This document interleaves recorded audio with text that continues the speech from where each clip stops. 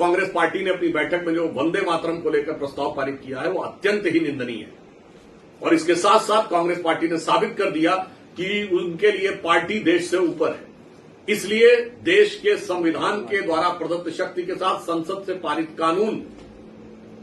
से बड़ा है उनका कार्य समिति का प्रस्ताव, और वो भी कब? गुलामी के कालखंड की कार्य समिति 1937 का प्रस्ताव, और वो भी कौन सा प्रस्ताव? जो जिन्ना की मुस्लिम लीग के आगे पूरी तरीके से आत्मसमर्पण करके कांग्रेस ने किया था। अर्थात कांग्रेस ने यह भी साबित किया है कि वो अपने को संविधान से ऊपर,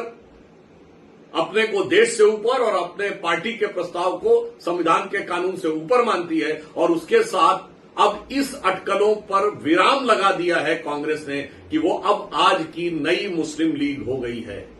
क्योंकि जो जिद मुस्लिम लीग की थी 1937 में वंदे मातरम को लेकर, वही जिद आज संसद से पारित कानून के बाद कांग्रेस पार्टी की है वंदे मातरम को लेकर। और मैं कांग्रेस पार्टी को यह भी और देश को याद दिलाना चाहता हूं कि ये जिस कार्य समिति का उल्लेख उन्होंने किया है, ये 28 से 30 अक्टूबर 1937 को कलकत्ता में कांग्रेस वर्किंग कमेटी की मीटिंग में पारित हुआ था, जबकि उस समय कांग्रेस 1935 के गवर्नमेंट ऑफ इंडिया एक्ट के तहत ब्रिटिश सरकार के अधीन यूनियन जैक झंडे के नीचे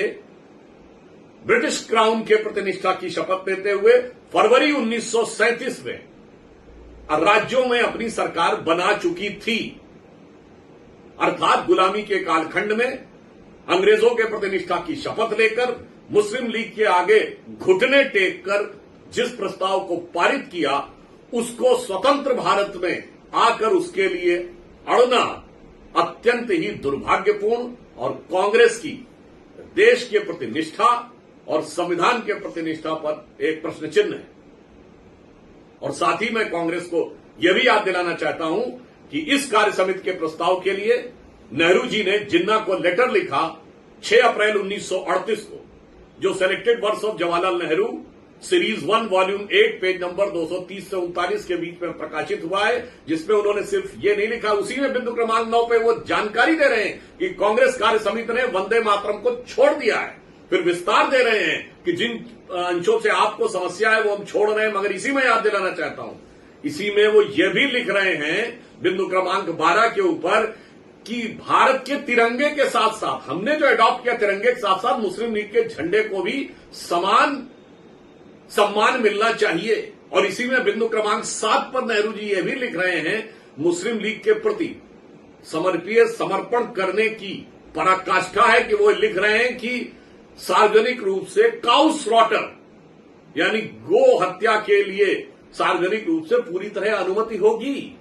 उन्होंने ये लिखा है कि मुस्लिमों के लिए सेपरेट इलेक्टोरेट होंगे, यानी ऐसे क्षेत्र होंगे जहां मुस्लिम ही चुनाव लड़ेगा और सिर्फ वही वोट करेगा। तो मुझे लगता है इतने शर्मनाक अध्याय को भूलने की बजाय, उसका सुधार करने की बजाय 21वीं सदी में उसे गले लगाकर अड़ना यह दर्शाता है कि आज कांग्रेस पार्टी की स्थिति, हम सिर्फ ये कह सकते हैं कि अब कोई संदेह नहीं है कि उनकी राष्ट्र के प्रति निष्ठा पूरी तरीके से संदिग्ध है, उनकी देशभक्ति पर प्रश्न चिन्ह है, और स्वतंत्रता संग्राम के स्वयंभू एकमेव एक्सक्लूसिव कॉपीराइट होल्डर का दावा पूरी तरीके से उन्होंने तार तार कर दिया।